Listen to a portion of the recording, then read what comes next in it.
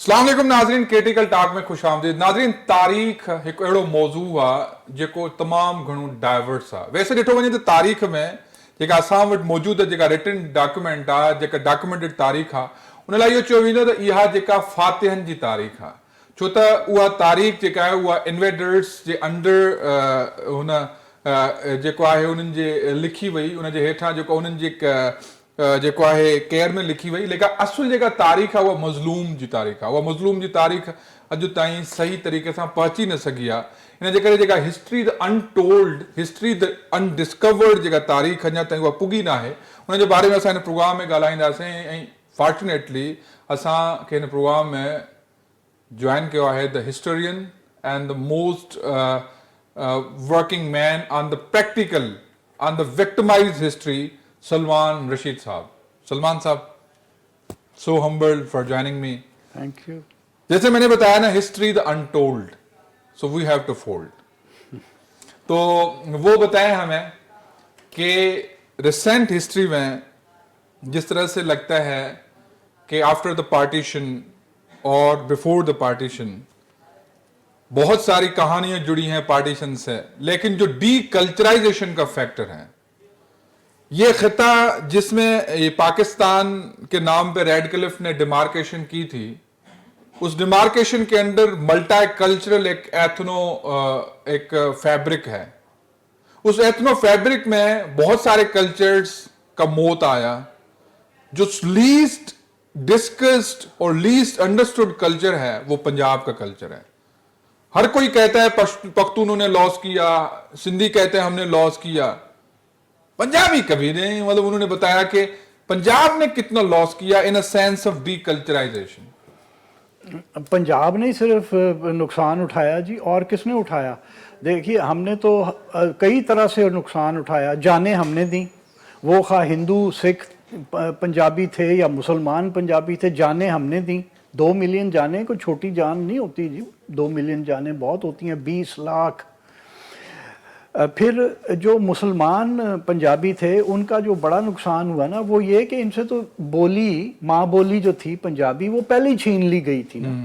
वो तो 1920s में ही ये एक हवा चली थी कि जी अगर मुसलमान पंजाबी अपनी माँ बोली नहीं छोड़ेंगे तो फिर इनमें और हिंदू सिख पंजाबियों में फ़र्क कैसे होगा, तो इन्हें इसकी तरफ लाओ, उर्दू की तरफ। तो वो हमें छुड़ा दिया, और उसका नतीजा ये हुआ कि वो जो हमारी डोर धरती के साथ बंधी हुई थी ना, वो जो डोर जिसको पिरोया था बुल्ले शाह ने या शाह हुसैन ने या बाबा फरीद गंज शक्कर ने, वो कट गई। तो हम तो ऐसे ही बस वो बेमुहार ही इधर उधर लगे फिर रहे हैं, जिसे हम पंजाबी में कहते हैं। तो वो नुकसान हमारा intellectual spiritual in a sense के, एक तो कल्चरल, आप कल्चरली कैसे नुकसान हुआ आपका? तो अभी भी पूरा खिता जो है इंटैक्ट है। किस मतलब बोली का क्या मतलब, आप वो अल्फाबेटिकली आप कह रहे हैं कि किस तरह से लॉस किया? अल्फ़ाबेट तो हमने बनने नहीं दी। रशीद भट्टी साहब सक्खर के थे, उन्होंने हमें अल्फ़ाबेट भी बना के दी थी, क्योंकि हम पंजाबी में घोड़ा कहते हैं, घोड़े को। घोड़ा कहने के लिए हमारे पास वो काफ नहीं है, तो उन्होंने सारे ये हमें लफ्ज़ बना के दिए थे, अक्षर, ये अल्फ़ाबेट्स। वो हमने अपनाई नहीं, क्योंकि हम तो पंजाबी को वैसे ही छोड़ चुके हुए थे। वो सिर्फ वो मसला नहीं था, हमसे ज़ुबान ही छुड़वा दी ना, कि पढ़नी लिखनी नहीं है, ये तो पेंडुओं की ज़ुबान है। अब जैसे पंजाब में वो हमारे दोस्त हैं गुरदास, अपना उधर से आए थे चंडीगढ़ से, नैनिंदर सिंह, और उनकी बेटी गनीव ढिल्लों जट हैं। तो वो उनकी बेटी ने मुझे, गनीव ने कहा कि वो हम जिनके घर डिफेंस में ठहरे हुए हैं, वो हम आपस में पंजाबी में बात करते हैं, तो वो कहते हैं ये तो हमारे नौकरों की ज़ुबान है। यानी जो अपर क्लास है यहाँ पे लाहौर में, वो पंजाबी को नौकरों की और अनपढ़ जाहिलों की ज़ुबान समझते हैं।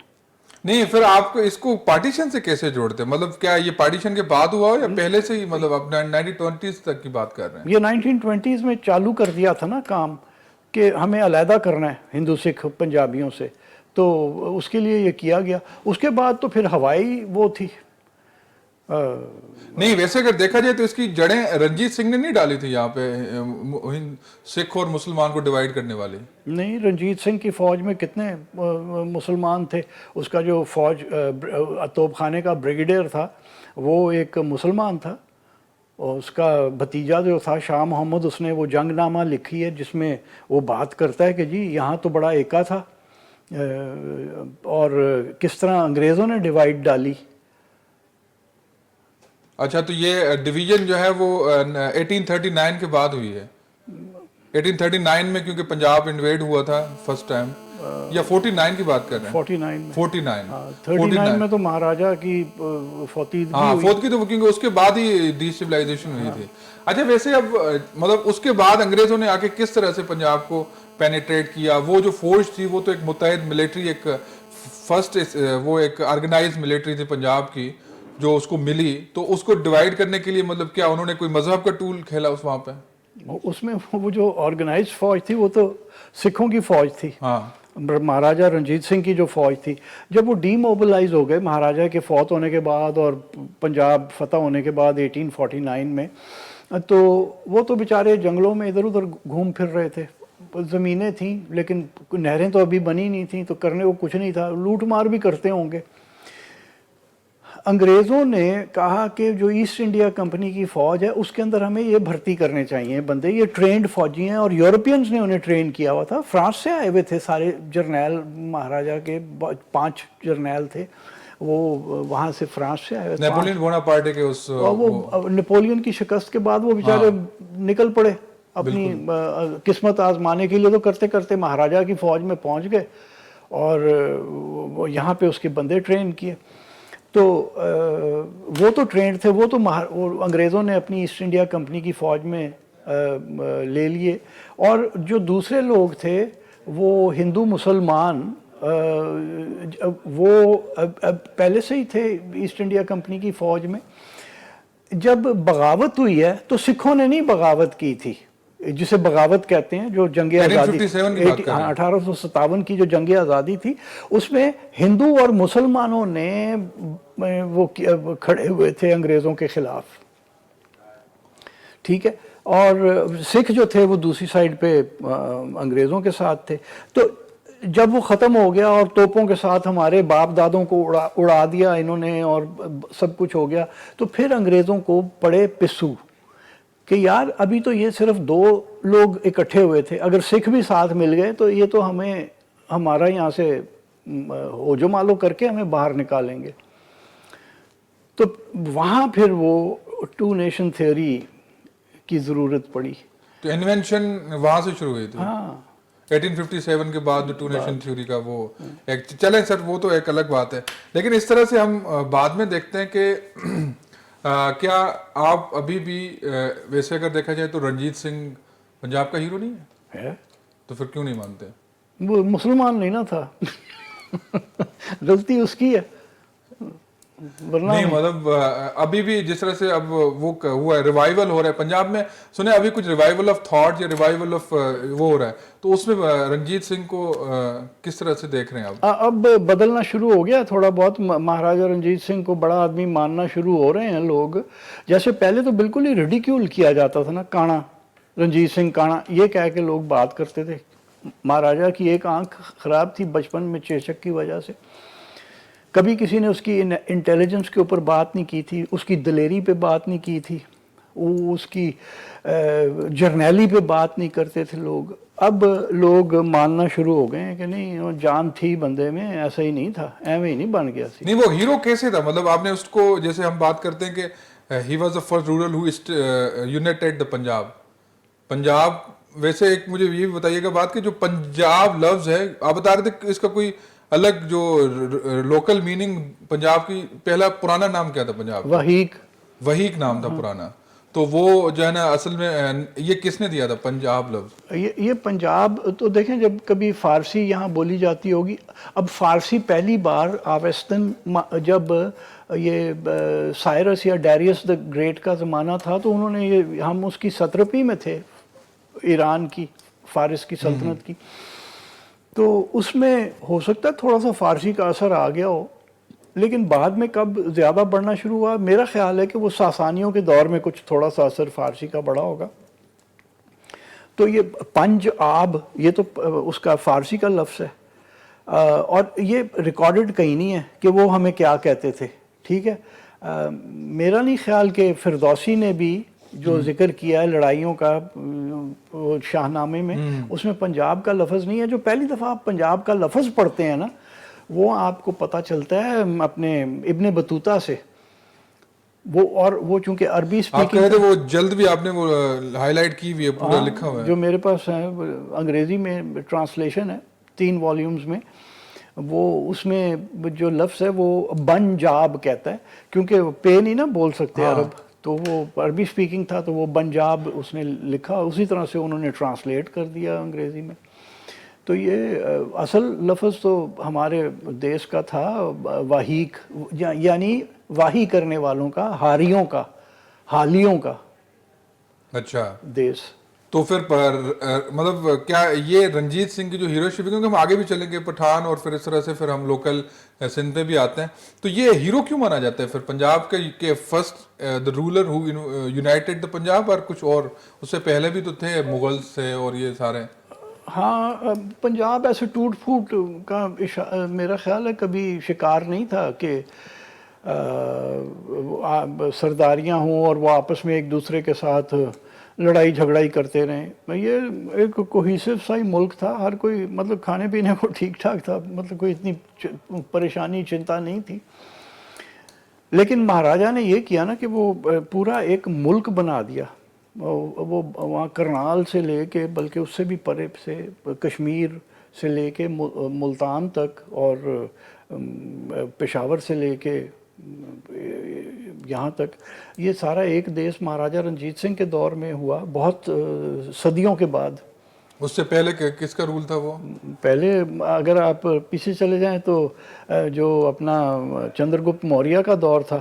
نہیں ابھی رنجیت کی امیڈیٹلی بات کر رہے ہیں. رنجیت سنگھ سے پہلے تو طوائف الملوکی کا دور تھا، وہ لٹیرے ڈاکو آتے تھے وہاں سے.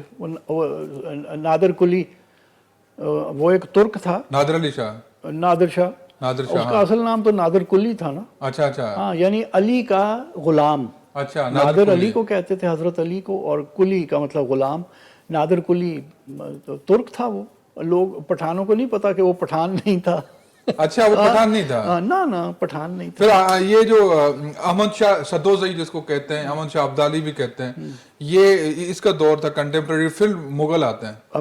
نہیں، وہ یہ مغلوں کے آخری دور تھے نا جب یہ آنا شروع ہوئے ہیں. بالکل مغل سلطنت ٹوٹ رہی تھی. اچھا، تو یہ 1700 اورنگزیب مر چکا تھا، اس کے وہ رنگیلے بیٹے اب راج کر رہے تھے. اور کیا راج کر رہے تھے کہ نام ہی ان کا کیا محمد شاہ رنگیلا تھا نا ایک. اور 2-3 مہینے کے لیے بادشاہ آ رہے تھے. تو کوئی حال نہیں تھا پنجاب میں. یہ طوائف الملوکیہ کا نام وہ کہتے ہیں، اس کو دور کہتے ہیں. ہاں، کہ مطلب برا حال ہویا پنجاب دا، در کھلا حشر عذاب دا. اچھا، یہ بابا بلے شاہ کو ایٹریبیوٹڈ ہے، تو پتہ نہیں انہوں نے یہ کہا تھا یا کسی اور نے کہا، لیکن بہرحال یہ ہے. چلیں پھر ہم جیسے ابھی اس کی طرف آتے ہیں. وہ جو آپ بتا رہے تھے نادر علی قلی کا، نادر قلی کا نام نہیں، ویسے تو مشہور ہے سلمان صاحب کے جو پشتون ہیں یا پٹھان، ویسے لفظ کہاں سے ہے؟ وہ ایک وہ ہے واریر نیشن ہے. اس کے بارے میں کیا خیال ہے آپ کا؟ اگر میں آپ کو بہت پیچھے لے جاؤں نا، تو ایک ہیروڈوٹس تھا نا، جس نے 5ویں صدی قبل مسیح میں، یعنی 460 کے لگ بھگ، اس نے اپنی وہ 9 والیومز دا ہسٹریز لکھی تھی. 9 والیومز میں تھی. اس میں اس نے ایک پکتکے قبیلے کا ذکر کیا، پختون، پکتی ہے، پکتکے. اور اس نے کہا کہ وہ بڑے they are the most warlike among the Indians. یہ اس نے ایک فقرہ مانا ہے، لکھا ہے. لیکن اس کے بعد آپ کو کہیں تاریخ میں کہیں ثبوت نہیں ملتا کہ کوئی پٹھان جو پکتے کے تھے یا پختون تھے وہ بڑے واریئرز تھے. کیونکہ دیکھیے، اگر آپ ریٹن ہسٹری شروع ہو جاتی ہے، اگر آپ ہیروڈوٹس کے بعد آ جائیں، ہمارے خطے کی جو ڈیٹیلڈ ہسٹری ہے وہ سائرس دا گریٹ یا ڈیریس سے تو بالکل ہی پکی ہو جاتی ہے نا. اور ڈیریس کا زمانہ 520 قبل مسیح میں شروع ہوا تھا.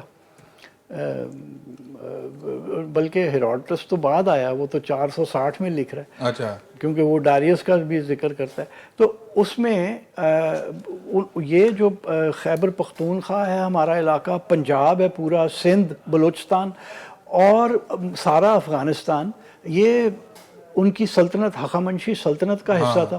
کوئی ریزسٹنس کا تو کوئی وہاں سے کسی کو کوئی ثبوت نہیں مل رہا ہمیں کسی بھی قسم کا.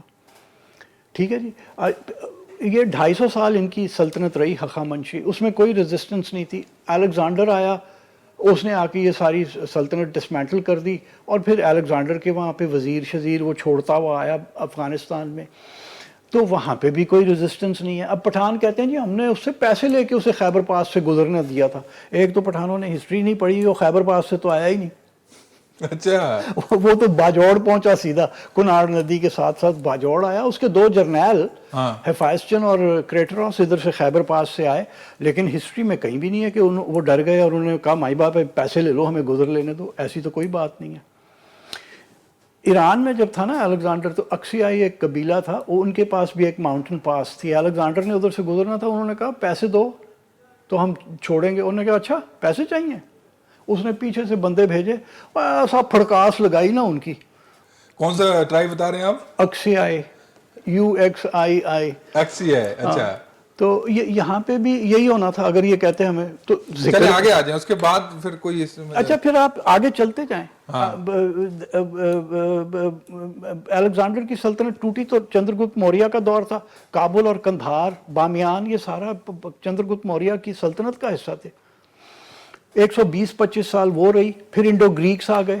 انڈو گریکس نے اپنے وہاں پہ شہر آباد کیے. اور میں آپ کو ایک بات بتاؤں کہ جو انڈو گریکس کے افغانستان کے شہروں کے سکے ہیں نا, وہ یونی لنگول ہیں, وہ صرف گریک ان میں لکھی ہوئی ہے. جو ان کے سکے ٹیکسلا, سیالکوٹ, چارسدہ ہمارے یہاں جو خیبر پاس کے اس پار کے ہیں, وہ بائی لنگول ہیں. اس میں خروشتی بھی لکھی ہوئی ہے, جو کہ ظاہر ہے خروشتی وہ جو آرکیک پشتو تھی وہ زبان ہوگی, اور ادھر جو ہے وہ پنجابی ہے. وہ 2 بائی لنگول سکے ہیں.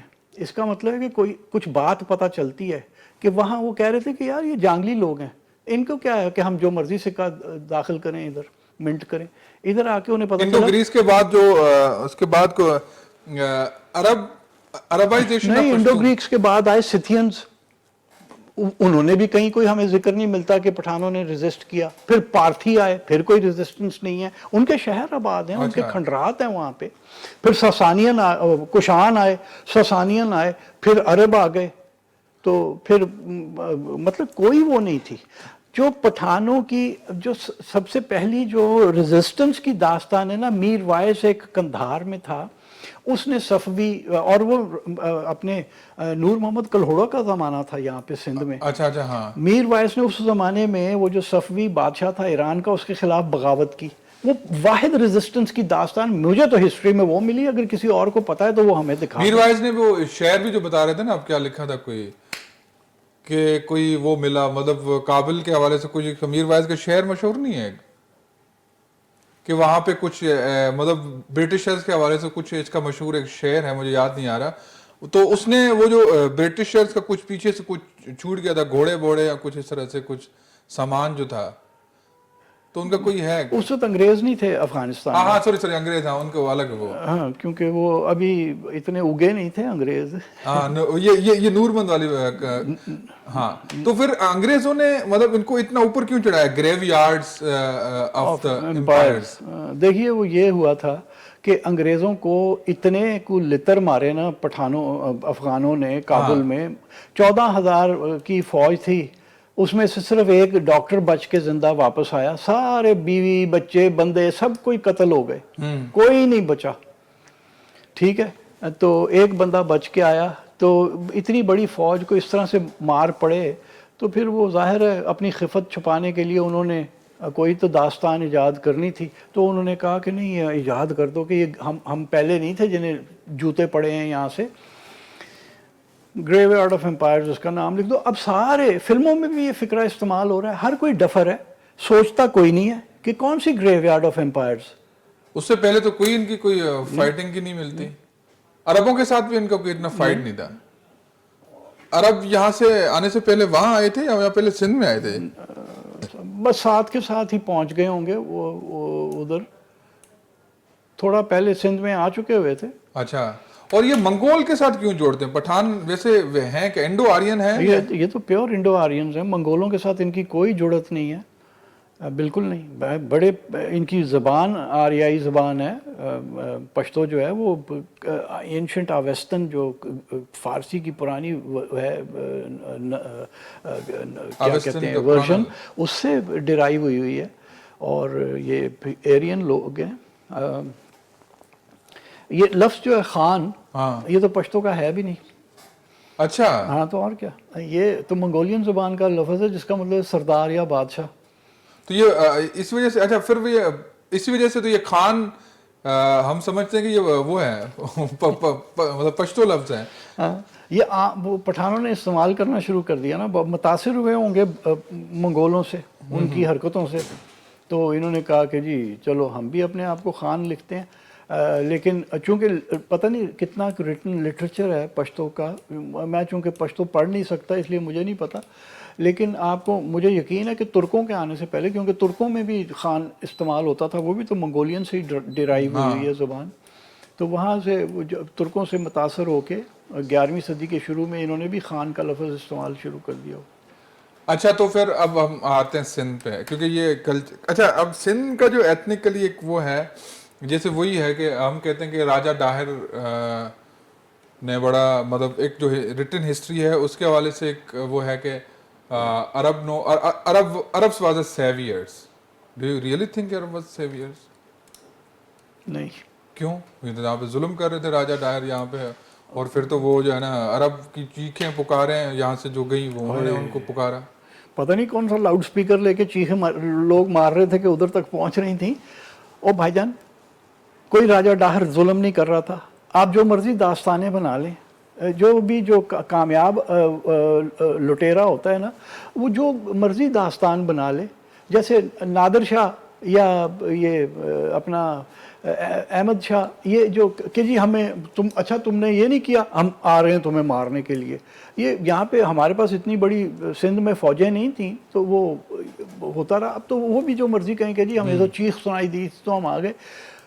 मोहम्मद बिन कासिम अगर आप चचनामा पढ़ें या अहमद बलाजरी की फतूहुल बलदान पढ़ें तो आपको पता चलता है कि ये तो छठा हमला था। पहले 5 हमले हो चुके थे और नाकाम हुए थे, उनके जर्नैल मारे गए सिंध में। जी, राजा दाहिर की फौजों ने मारे। चचनामा के अलावा और कौन सी हवाला बता रहे हैं आप? ये अहमद बलाजरी जो था उसकी किताब फतूहुल बलदान आप पढ़ लें, मतलब वो आज की लिखी हुई नहीं है। चचनामा जो है वो एक सकफ़ी कबीले का आदमी था और मोहम्मद कासिम भी सकफ़ी था। वो उसकी फ़ौज में वो शामिल था, वो आदमी रिश्तेदार भी था मोहम्मद बिन कासिम का। उसने एक वॉर डायरी लिखी थी, अच्छा, जो कि उस जंग में शामिल था। उसने वॉर डायरी लिखी, वो वॉर डायरी महफूज थी 13वीं सदी के अंदर। एक अली बिन हामिद कूफा का रहने वाला एक आदमी था, हिस्टोरियन होगा और पढ़ा लिखा आदमी था, अकल दानिश वाला था। उसने वो उस मैन्युस्क्रिप्ट को लेके उसको प्रीफिक्स किया सिंध की पुरानी हिस्ट्री, वो चच से शुरू होता है, ठीक है, और वो सारा बताता है कि वो राय यहाँ ख़ानदान था और चच एक ब्राह्मण था, वो किस तरह आया, रानी सोहंदी को उसने वो करके, बादशाह मर गया, पता नहीं मारा ही हो चाहे दोनों ने मिलके, और फिर वो चाचा ने यहाँ पे बादशाही की, फिर उसका बेटा था राजा दाहिर, वो सारी बात, और फिर बाद में थोड़ा सा भी वो बताता है। तो ये छठा हमला था। 5 हमले पहले नाकाम हो चुके हुए थे और हज़रत उस्मान रज़ी अल्लाह ने एक डिक्री भी पास कर दी थी कि भाई वहाँ कोई हमला नहीं करेगा, नुकसान बड़ा होता है। मोहम्मद ये अपना हज्जाज बिन यूसुफ की ये एक चिट्ठी है, मरवान था ना खलीफा उस ज़माने में, नहीं वलीद बिन अब्दुल मालिक, उसको चिट्ठी है जो कि चचनामे में भी प्रिजर्व्ड है और उसमें फतूल बुलदान में भी उसने लिखा कि जी मैं, आप मुझे एक तरह इजाज़त दे दें, वहाँ से मैं इतनी दौलत लाऊंगा कि पूरे तर जाओगे, सब नुकसान पूरे हो जाएंगे। क्योंकि वो डेफिसिट में जा वलीद आखिरी दिनों में जब ये 712 या 713 तक उसका एम्पायर वो जा रहा था इकोनॉमिकली जो है ना वो बड़ा उसमें जा रहा था क्राइसिस में जा रहा था तभी उनको यही इन्वेजन्स का सहारा लेना पड़ रहा था तो और फिर क्या हुआ, मुल्तान से निकाला ना सोना, बकौल चर्चनामे के 900 मन सोना निकाला। 900 मन तो कभी भी नहीं हो सकता, 36,000 किलोग्राम नहीं हो सकता सोना।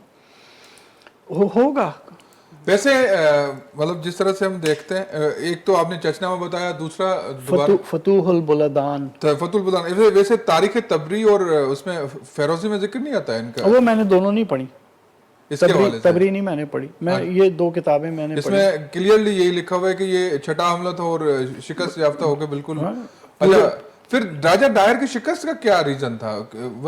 वेजर उन्होंने कुछ सोशो इकोनॉमिक प्रोस्पेक्ट्स नहीं बताया उसके कि क्या रीजन क्या था, पॉलिटिकल कोई डाउनफॉल क्या था रीजन राजा डायर का? एक तो ये था कि जी रियाया जो थी ना, ये तो अब ब्राह्मण थे, हाँ, रियाया जो थी वो बुद्धिस्ट थी, तो वो रियाया का इतना कोई बादशाहों के साथ अपने वो नहीं था ताल्लुक राब्ता।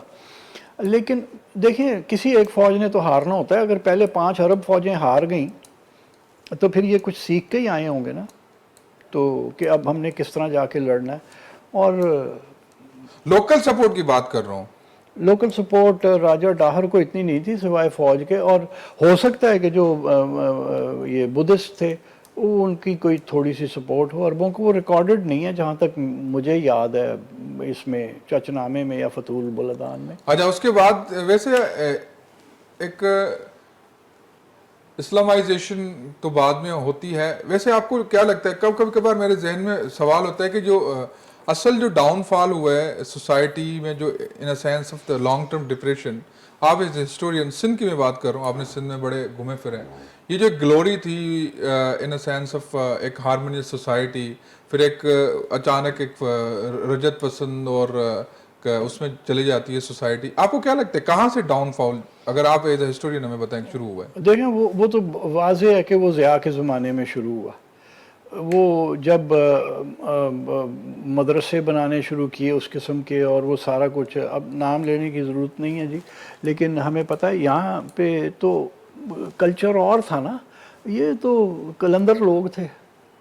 नहीं, पीछे की बात करो, मैं हिस्ट्री के पुराने एंशियंट राय के या राजा डाहिर के जाने के बाद हुआ, या सुमरों के या सम्मा के बाद, क्योंकि सम्मा डायनेस्टी के बाद यहाँ पे बहुत ज़्यादा जो है ना वो जिस तरह से डिसऑर्डरनेस थी, अरगून तुर्खानों ने जो यहाँ पे जुल्म किया सोसाइटी में, पूरा एक यरगमाल बना के अपनी प्रोसेस के थ्रू हमला, वो वाला दौर आप नहीं समझते कि बड़ा ही बुरा दौर था? दौर वो कोई इतना अच्छा नहीं था, लेकिन मेरा नहीं ख्याल कि उसमें कोई इतनी डिवीज़न हुई होगी मज़हब की बुनियाद पे। हाँ, क्योंकि देखें ये जहाँ तक जो मेरी समझ में है, ये तरखान अरगूनों का या तरखानों का जो दौर था, ये तो उनके कब्ज़े तो शहरों पे थे, रूरल सिंधी जो था वो अपने मौज में था, लगा हुआ था, अपना हल लेके अपना काम कर रहा था। उसके साथ मेरा ख्याल है उसके ऊपर कोई इतना असर नहीं था, सिवाय उसके कि जब ये टैक्स कलेक्टर जाके उससे लूट के ले आते होंगे। लेकिन नफ़रत का मेरा नहीं ख्याल कि तब नफ़रत बढ़नी शुरू हुई या मजहबी कोई डिवाइड शुरू हुई। मतलब इवन अंग्रेजों तक आपको लगता है कि सोसाइटी एक उसमें थी, हारमोनियस उसमें थी? हाँ, ये रिलीजियसली हारमोनियस थी। फिर ये हमारी 1947 के बाद कोई इतना नहीं था जी, मतलब यहाँ सब अच्छे तरीके से ही रह रहे थे, हिंदू मुसलमान सिख तो खैर इतने नहीं थे, जो भी थे थोड़े। फिर तो ये माइग्रेशन जो इनफोर्स माइग्रेशन थी वो कैसे करवाई गई? फिर कितने माइग्रेट किए यहाँ से? लाखों लोग माइग्रेट किए यहाँ से। तो मैंने सिंध का बिल्कुल नहीं पढ़ा कि पार्टीशन में यहाँ पे क्या हुआ, वो किस तरह से कराई गई होगी, मुझे नहीं पता कि वो किन हालात में थी। पंजाब में तो यहाँ मारा मारी तो हुई नहीं ना हुई मारा मारी। इतनी नहीं हुई, लेकिन जो माइग्रेशंस वाले लोग थे उन्होंने जो है ना थोड़ा मतलब वो हुआ था। लेकिन पंजाब की असल कहानी क्या थी? पंजाब में कितने लोग मरे, मारा मारी कितनी हुई? 20 लाख तो मरे कम से कम, 2 million. Thank you so much Salman साहब, कभी हम इसको एक्सटेंड करेंगे जी। नाज़रीन असां प्रोग्राम जो थियो पूरो, नए हफ्ते नए टॉपिक सां मिलबो, तेसिताईं इजाज़त, अल्लाह भाई।